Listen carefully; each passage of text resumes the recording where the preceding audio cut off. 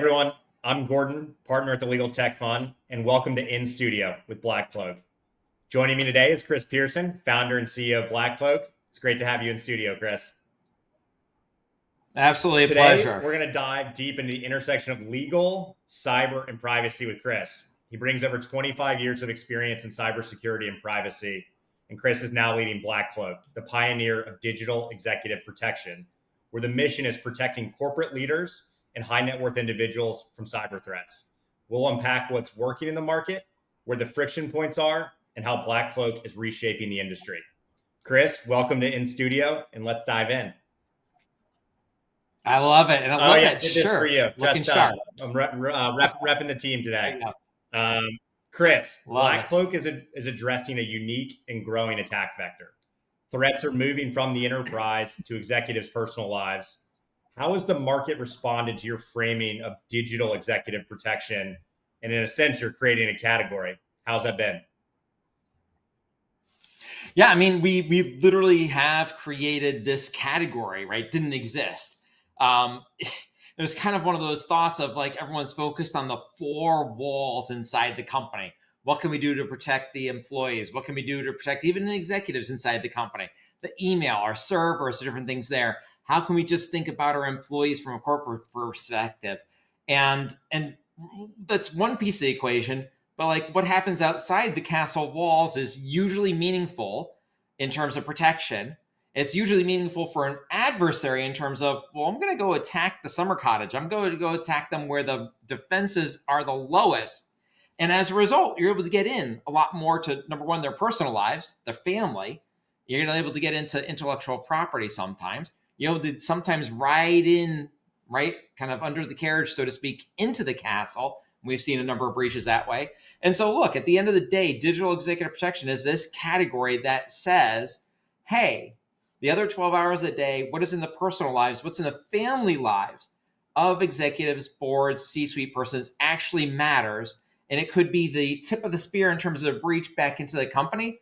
It could be the tip of the spear in terms of a reputational issue, which is then going to trigger a whole bunch of lawyers and law firms attacking that, a financial issue, and a whole other bunch of things. And so as a result, it's a, look, that personal life, the home is new battleground, right? All of those are rallying calls for, let's make sure that that which is outside the castle is protected, it's mitigated, and there's someone there to incident respond. And we've just seen this explode, obviously, with COVID and people going home in 2020, massive spike and explosion. A few other things in 2023 with swatting and doxing really taking off against corporate executives and board members, especially. Unfortunately, tragic consequences in 2024 with the murder of Brian Thompson. But once again, physical and cyber now convergence in their personal lives. And we saw that with the Minnesota congressman, as well as with the tragic shootings at Blackstone and over at the NFL in New York area just a month ago. So, it's there to stay. And this is now a must-have. Well, Chris, you kind of just alluded to this a little bit, but you, all day, every day, you and your team, you're interacting with GCs, CISOs, boards, CEOs. What are the most pressing needs today from a privacy and cyber that they're asking you about? What are their biggest pain points today? Yeah, I think it's a few different things. Number one, right, that same group of people, general counsel, chief information security officer, and chief security officer, right, they are all asking, how can you make our executives and their families a harder target to hit? How can you reduce the amount of information that's out there? Now, there's a little dirty secret out there that is, yes, data broker removal. It is necessary, but not sufficient. It's just one item. Last year, about a year ago, there was a breach, NPD breach, National Public Data breach. It's one of the largest data brokers out there. It released everyone's information. It's on the dark web. You can never remove that information. So folks that are just trying to do this one removal or one data broker removal, it's not really in keeping with the mission of privacy. It's just one item. So you got to focus on, right, their homes and their images of their homes and inside their homes and all that is out there, as well as data broker removal. But it's that privacy aspect. Remove my executive and their family stuff from online. Number one, biggest thing out there. Second, how do you prevent malware from attacking them on their Gmail account, maybe on their LinkedIn account, on their home device, home computer, how do you stop that? How do you prevent it? Third, how do you actually make sure that the home that we put all our devices into each and every night is actually safe and secure each and every day? And then finally, the fourth one, because it's one of those things where it's like the executives are needy, they're traveling all over, their families are traveling all over. How do you go ahead and be that 24/7, 365, real 24/7, 365 of an incident response team to them anytime they need it, any question, anywhere on demand? And it's those things that really create that concierge service, but also that really formulate all of digital I executive protection. definitely want to circle back to that point of that concierge, that white glove service, because I think that's one of the things that always attracted me to BlackCloak and your ability to scale that over time. We want to unpack that from a product perspective. But first, we talked a little bit of that context from the corporate, but you also have another segment of your business that is the ultra high net worth individual. How does that either threat vector or those concerns differ for that community of customers? I mean, in a lot of cases, there are similar concerns. I mean, a lot of times, high net worth, ultra high net worth individuals are the CEO, the CFO, the COO of a large publicly traded company or a private company. So that's one aspect. In other cases, right, they have ties into a family office and they might have 100, 200, $500 million of assets under management. So they're operating as a full investment vehicle, investment arm. And in other cases, they're just folks that are out in the limelight, right? They are high profile individuals that also are high net worth. Could be a rock star, sports star, politician, musician, whatever.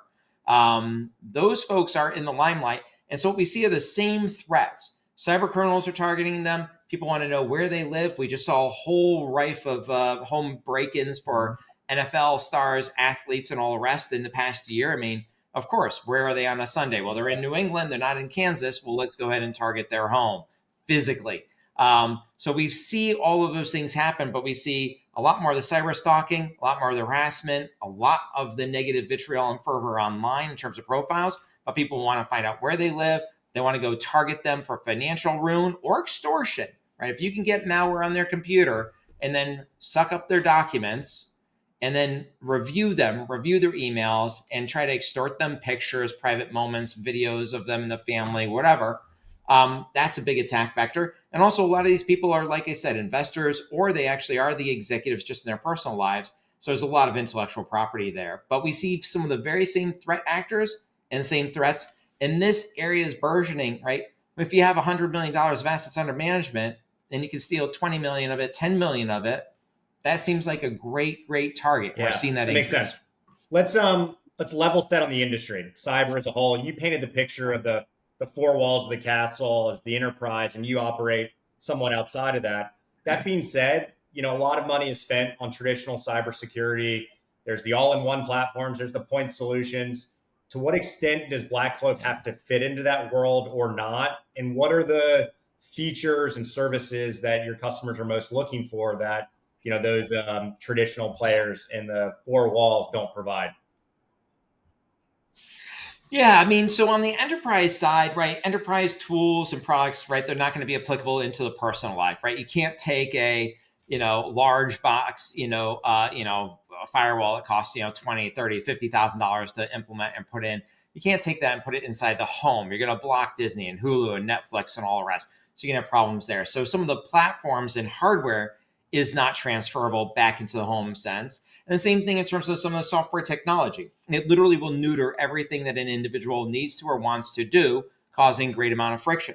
That's why BlackCloak went on the road for about a year and a half, visited about 100 different homes, and actually sat in the homes and watched and took notes and tried figuring out what would actually work for corporate executives in their personal lives and built that from the ground up. We're a product company. We build, operate, maintain our own product. It is ours, our intellectual property, purpose built for this area, for corporate executives in their personal lives, for high profile individuals in their personal lives. And as a result, right, we're able to go ahead and remove and extract, right, a clunky interface, clunky layers that may or might exist in the consumer world. And we're able to transcend past large box corporate solutions that just don't operate there. And so for us, we have to be holistic, right? It has to include privacy, right? Data broker and deep web, dark web, deep fake protection and other forms of identity theft and all the rest in our product, in our app, in our offering. On the cybersecurity side, it's just pretty simple. We have to protect every device they have and not do so like a consumer solution. We can't know any websites what they're going to. We can't suck up any of their information. Yeah. We don't want it. It doesn't matter. All it matters is malware running or trying to run on the device. We don't want that data. We also have to implement, we run one of the largest deception networks out there, fake computer on a computer. We literally have deception technology that we built, own, operate, maintain to try to lure bad guys in. On the home side, we got to go in and penetration test their home and make sure that nobody else can break in. That's something that is an enterprise grade item that doesn't exist anywhere else. And usually you might get someone saying, oh yeah, company will pen test the CEO's home. Well, penetration test their homes on a daily basis. That's something that's unheard of. And you have to have the team to go ahead and remediate those items. And then that concierge, once again, it really comes down to a tech-enabled service. You have to be able to operate and solution what it is that you've created. But you have to go ahead and help with the unknown unknowns, right? When somebody gets in a smishing message, when somebody gets in an email that is a phishing message, when somebody gets documents in the mail that they don't know if they're truthful or not, when somebody gets a credit card, when somebody has a unique identity theft experience or is being extorted or whatever it is, you have to be able to solve that on the fly. And so that's where a traditional consumer product, number one, doesn't have the reach. It's not holistic, hard to operate, super clunky, and quite honestly, not going to defend against massively sophisticated nation states or cyber criminals. And where enterprise products just can't exist and can't live in terms of the home and the home environment. And that's where BlackCloak comes in. Holistic, built from the ground up, purpose built from the ground up for that one mission of protecting digital lives. I love it. All right. So we're in studio. We're talking product here. What can you tell the listeners about the metrics of BlackCloak? What is, over the years, what have you demonstrated that shows the listener, hey, there's product market fit, and contextualize whatever you can share as to the scale of BlackCloak? Yeah, I mean, quite honestly, being able, growth is in many areas. It's growth in terms of product, being able to move from where we have, let's just say, 10 offerings of what we actually do that form that holistic vision. We've always had the holistic vision from day one, but being able to grow that from 10 to 20 to 30 to 40 different items that are all bundled seamlessly together is one aspect of growth. Being able to grow the internal team to be able to solve problems, hard problems for all of our clients.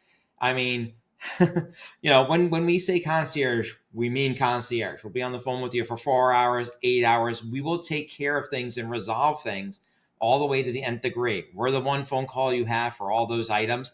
That is a really important thing to be able to grow and scale the company in terms of, revenue and logos and all the rest, hundreds of corporate logos, doubling year over year continuously. I mean, these are things that excite me because it means that there is this need that we spotted, right? There is this need, but it also means that we're really solving hard problems. And I mean, I love our NPS score. I won't say what the exact score is and stuff, but when you are, 3 and 4 times what anyone else possibly could be, where there's massive delight and you can think back to some of these household names and say, wow, well, of course their NPS score is that because it was a fun, enjoyable experience. And we're double and triple that. I mean, that really makes me smile because it means that we are delighting our client, delighting our customer. And at the end of the day, we're bringing real value to them. And that is a growth path and growth story that I kind of love more than ever. All right. Concierge, white glove. This concept of concierge cybersecurity, I think, is so interesting. And BlackCloak combines the product SaaS with this high touch service. Talk a little bit about what the history has been like at BlackCloak scaling that, and where have there been challenges, and what are some of the lessons learned along the way? Yeah, I mean, it's interesting. Everyone has a different take on concierge. For some people, let's say we're concierge because there's an email address and you just email me. We'll get back to you tomorrow. Very, very early on, set off with more of a, what would we do if we're an investment bank? What would we do if we're a law firm that is a global law firm and global presence? And somebody calls with the, hey, we just had this happen, or we just got served, or we just got whatever it is. How do you really, really, really get to that level of concierge where it's, yeah, we're here for you. We're absolutely here for you. We'll solve it it falls into this remit of privacy and security. And so early on, right, there were a lot more technological limitations in 2018 to thinking about how do you go about this? How do you scale? Is it a scale through people? Is it a scale through technology? Is it a scale through things that you buy? And it ended up being, well, look, you can't just scale through people. You have to scale through, right, us actually owning the ecosystem in which we operate. We built our own and operate our own SIM source solution. So we're actually ingesting all of our own data and using it ourselves and articulating it ourselves for speedy remediation, for alerting all the rest, where we become less dependent on other folks that are third-party aggregators of data, right? And that's meaningful because it means that we control it, we can see it, we can action off of it, and we can start the ball moving even before the human touches the keyboard, so to speak, on what the suggested remediation or plan of action might be for our own internal team. We're able to do those things smartly. So we had to think beyond the just add more people. That linear growth there on the person side can't be there. We have to grow through, right, a lot of education of our team members, a lot of support of our team members, specialized boot camps for our people, integrating, right, artificial intelligence, integrating low code, no code into what we do here at the company to enable speed and quickness there. The amount of engineers that we have dedicated on the inside of the company, as well as on our external product, are kind of equal because we really have to build both the front end of what clients and customers see and the back end of what we're actually doing at the same time. And what's great is that we've been able to do that through our current growth phase. And what's now nice is that, you know, with agentic, with AI, with other different things that are out there, we're able to think a little bit differently about how do we massively scale that so that we're able to provide one-to-one direct relationship through a human being to our clients, the best in terms of cybersecurity and privacy. And we've received a ton of awards for our customer success and customer service team. They're not the normal folks. They can't be, right? They're dealing with really, really amazing people, people that are busy, people that don't want friction, and people that want solutions and they want the expert on immediately to go ahead and solve something and do it seamlessly. And that's what we're able to provide. But it's a very, very, very, very hard, difficult ride to figure out how to do that in the most efficient manner. And Chris, how do those customers know that BlackCloak is working? Like what metrics, either internally or do you share with customers to say, hey, we're doing a good job, and yes, we sell peace of mind, but we're doing what we're said we were going to do. Well, I think there are a few things. It's, sometimes no news is good news, right? Like the value of BlackCloak is that we are there protecting you. We're the silent bodyguard. We are there manning the fence line. And so as a result, right, sometimes quiet is good. But sometimes people want to see where they are each and every day. So they can do so through the app. It's both, right, active defense as well as a dashboard that allows you to see where are you at? How many data brokers have been removed? How many breaches do you have? What's the latest breach? What's the latest alert? When was the last time your home was scanned? Has somebody been requesting X, Y, and Z on you? Right, we're able to actually see that all and deliver that all in live, real time to our clients, so we can see that they can see it, but also they can see and continually question it. And if they have any question whatsoever, they can actively reach out to us immediately, schedule an appointment, reach out immediately, do a share screen, and learn more about it, as well as the traditional methods of one-to-one meetings, quarterly meetings with folks, yearly reviews, even executive threat assessments, where we go back over the entire threat picture, both physical as well as cyber, and we allow them to see that convergence of the two things. So we are able to show our clients the metrics on a day-to-day basis. We're able to show our champions, right, those chief information security officers and chief security officers, what we're doing, where we're doing over time, and they can see that. And then we're able to go ahead and show internally and track internally what we're doing, where the spikes are, what things are actually causing the most concern. Could be current news events, but the most concern amongst our members. Well, Chris, I know you've been very kind to spend about 20 minutes with us today. I know you're very busy. I know you live on planes, but I do want to wrap up with one question, and I want you to pull out your crystal ball here. So cyber, these threat vectors, they're changing so quickly. How do you think about the position of BlackCloak, what the next kind of 3 to 5 years looks like, and how do you ensure that BlackCloak is positioned to stay relevant and almost indispensable for your customers? Yeah, I mean, a few things. Number one at the top is, right, this has changed from a need, nice to have to a must have. So BlackCloak is becoming the spoke, right? Kind of that hub, the hub of the hub and spoke model for many other different technologies, whether it be physical security or other different technologies that are bringing to bear. And so we've shown a lot of that, most recently through our publicly announced relationship with PricewaterhouseCoopers, so PwC. So we now are that hub, and we're attaching multiple different folks into BlackCloak, and we're able to do that because we're a product company, right? We're a product company. Second, we're paying attention to things that are 1, 2, 3 years out there in terms of threats and threat vectors. We just released this year in a unique solution for deepfake prevention that allows us, BlackCloak, to make sure that the two parties that are on a whatever it might be, call, Zoom, etc., that they are who they say they are, and those people are able to verify that as well. So that's really, really exciting, and once again, ahead of the curve. And we're also doing the same thing in terms of the convergence of physical and cybersecurity. We see more and more opportunity there as these events happen. Unfortunately, as these events happen in the world. And so, look, at the end of the day, digital executive protection is going to be something that every executive is asking for, every board member talks about, and everyone at that corporate echelon level. Just it's one of the things that you just have. Whereas the years in past, now everyone has key man insurance or kidnap and ransom or some type of air medical rescue type of thing. Everyone at that level is going to have digital executive protection for them and their family because of the roles that they are in, because of the demands that they have, and because of the attack surface of what cyber criminals and nation states are actually doing and targeting.